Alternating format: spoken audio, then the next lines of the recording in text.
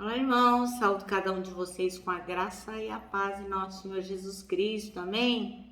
Bem, hoje nós vamos ler um texto de Demilda Nunes Lima. A irmã é educadora cristã, professora, missionária aposentada da Junta de Missão Nacional. Ela é lá de São Luís, no Maranhão. E ela escreveu um texto chamado Um Encontro Inevitável.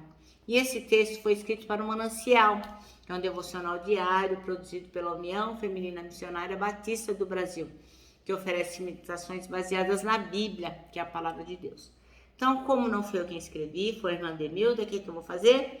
Vou ler o texto e contar para os irmãos aquilo que eu entendi. Bom, como temos feito nesses últimos 5 dias, né? Hoje nós vamos mais uma vez falar de um país que fez parte da Copa, já foi embora, o México, e onde os irmãos da Igreja de Jesus Cristo são perseguidos. Então, os cristãos no México, eles são perseguidos, sim. Essa é uma lista que a Missão Portas Abertas lança todos os anos com o número de pessoas, número de países que perseguem os cristãos. Então, o primeiro lugar é o mais sério e vai vindo até o 50º lugar. Então, nós já falamos do Irã, que é o 9º lugar, a Arábia Saudita, 11º lugar, o Catar, 18º lugar, o Marrocos, 27º lugar, Tunísia, 35º lugar, e hoje vamos falar do México, 43º lugar. Então, lembrando, irmãos, que eu estou falando sobre isso para quê?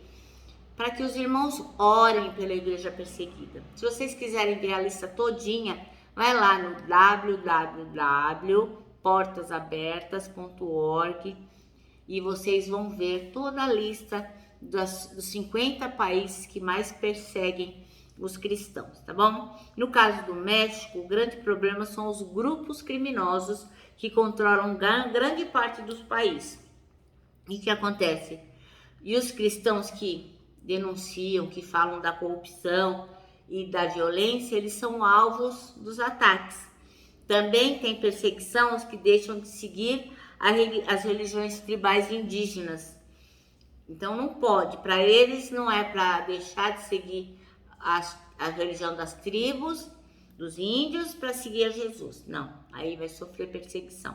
Então ore, irmão, para que os cristãos que são alvo de grupos criminosos sejam protegidos e encorajados. Amém? Bom, isso explicado, isso dito, vamos orar, pedir ao Senhor que nos abençoe hoje nesse texto tão bacana da irmã Demilda chamado Um Encontro Inevitável. Senhor Jesus, nós te agradecemos o privilégio de estarmos aqui juntinhos, lendo a tua palavra, aprendendo de ti, que possamos entender o que o Senhor quer falar e aplicar isso na nossa vida. Obrigada, Jesus. Perdoa os nossos pecados. É o que pedimos em teu nome. Amém. Bem, irmãos, então, hoje nós vamos ler Gênesis 32, do versículo 22 até o 32. Mas antes, para aqueles que não estão totalmente familiarizados, porque eu sei que existem pessoas que seguem o nosso canal, nós temos 143 inscritos. Para 3 anos é muito pouco, né? Sinal que a gente não está divulgando muita palavra. Mas muitas dessas pessoas não são pessoas que têm o hábito de ler a Bíblia diariamente, enfim, não tem às vezes a oportunidade de alguém explique, né? Há quem diga assim, Miriam, eu acho a Bíblia muito complicada. Então eu vou dar uma prévia para aqueles que não conhecem, e você que conhece vai ser relembrado da história de Labão e Jacó, e aí nós vamos ler o texto recomendado pela irmã Demilda, tá bom? Então assim, Labão e Jacó. Labão era o sogro de Jacó e ele explorou Jacó muito tempo. Jacó ficou 20 anos lá na companhia de Jacó. Ele trabalhou 16 anos pelas filhas, 14 anos pelas filhas e mais 6 anos para ele criar o próprio rebanho. E aí um dia ele fala, bom, agora chega, agora eu quero ir embora. Só que logicamente ele tinha medo, porque ele tinha sacaneado o irmão, né?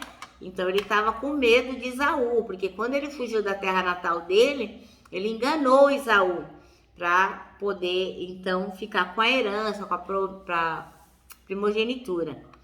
Então nós estamos nesse momento aqui em que Labão e Jacó vão se separar. Então o sogro vai ficar num lado e o genro, que é o Jacó, está indo embora.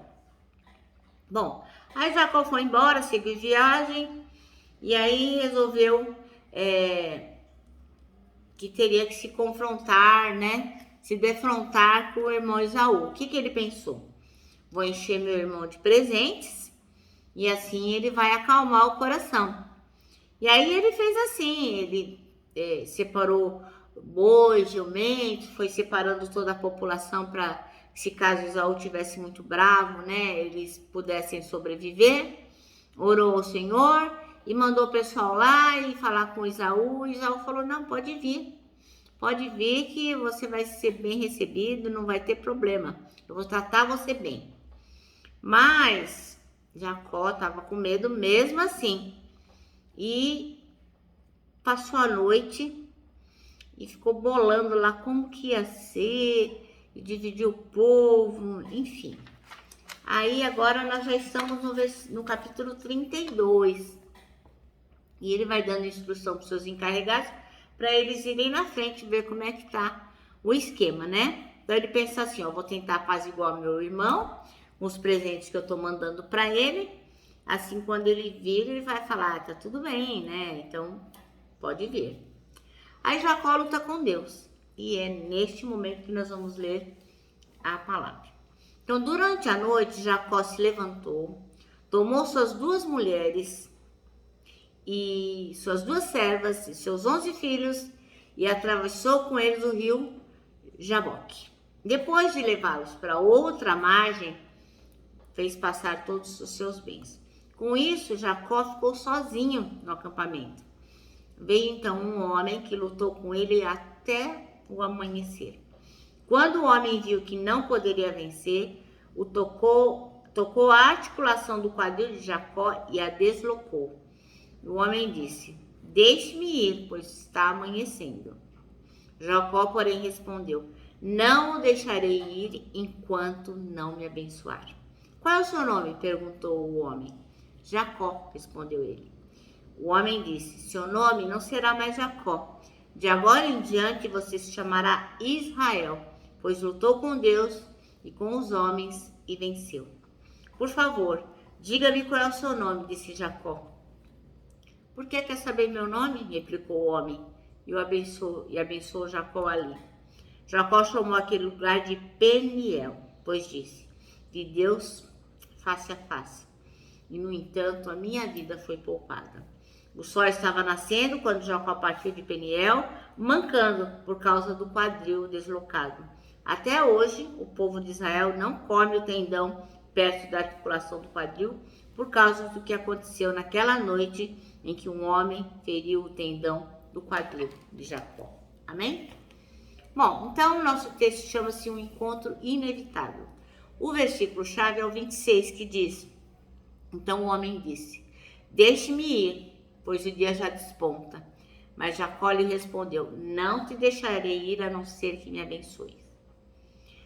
Bom, Jacó não era bobo, ele sabia muito bem a arte que ele tinha feito, ele tinha trapaceado o irmão, né? Então ele estava consciente de que ele havia pecado contra o seu irmão Esaú. E chegou a hora que o encontro inevitável iria acontecer. Não tinha como ele não encontrar o irmão. Aí o que ele pensou? Vou aplacar a fúria do meu irmão com um presente, um monte de presente bacana, caro, valioso. E aí o Esaú vai relevar o mal que eu fiz ele há 20 anos atrás. Mas Jesus, mas o Senhor dos Exércitos, o Espírito Santo, queria o quê? Quebrantar Jacó. Queria que ele ficasse sensível, maleável e conhecedor, reconhecendo a sua impotência e a onipotência de Deus. Então, como a gente viu, o texto vai narrando uma história maravilhosa, uma experiência incrível que Jacó teve, né? O Senhor aparece para Jacó em forma humana, numa manifestação visível, uma manifestação onde Jacó podia tocá-lo.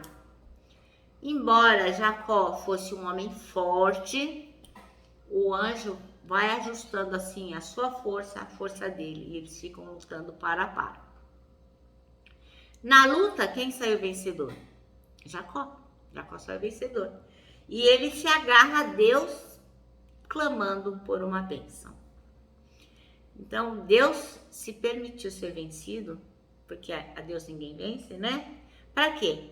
Para dar esperança para o Jacó, para que ele entendesse que ele poderia vencer a si mesmo, vencer os seus medos, as suas angústias, o que ele temia, tudo que ele tinha em mente, as suas diferenças, que ele pudesse entender que ele poderia se vencer e superar o medo que ele tinha de enfrentar o irmão. Ele poderia sim, o Senhor encheu ele de esperança. O anjo revelou a Jacó o caráter divino e vai mudar o nome de Jacó para Israel. Por que essa mudança? Porque o Senhor queria deixar marcado ali que agora Israel tinha amadurecido na sua fé, ele não era mais a mesma pessoa, ele era uma pessoa melhor. E o que Deus faz? Ele vai, toca ali, ó, na articulação da coxa, para quê? Para ele ficar manco. Porque nenhum lutador tem força se tiver com a articulação da coxa deslocada. Então agora Jacó, que agora é Israel, né, era uma pessoa fraca neste sentido, fisicamente, e a cada passo que ele desse futuramente, ele ia se lembrar de que ele dependia exclusivamente de Deus. Então, a despeito de ele estar com um defeito físico, agora ele estava fortalecido, porque ele sabia que o Senhor era a força dele. Olha que coisa maravilhosa, né? Então, ninguém, irmãos, pode passar uma noite com o Senhor sem experimentar paz, transformação, reconciliação, sem entender que Deus é grande, Deus é maravilhoso, Deus é incrível. E perceber como ele é onipotente, onisciente, e ele está em todos os lugares. Então ninguém pode passar um tempo com Deus sem a certeza de que o Senhor, quando nos toca, ele nos muda de um jeito que não dá para não perceber. Ele deixa marca eterna aqui, ó, no coração da gente. Ele deixa marcas na nossa mente. Então os momentos mais incríveis, mais sublimes, os melhores que acontecem na nossa vida espiritual, acontecem quando a gente está sós e aos pés do nosso Mestre, do nosso Deus. Amém?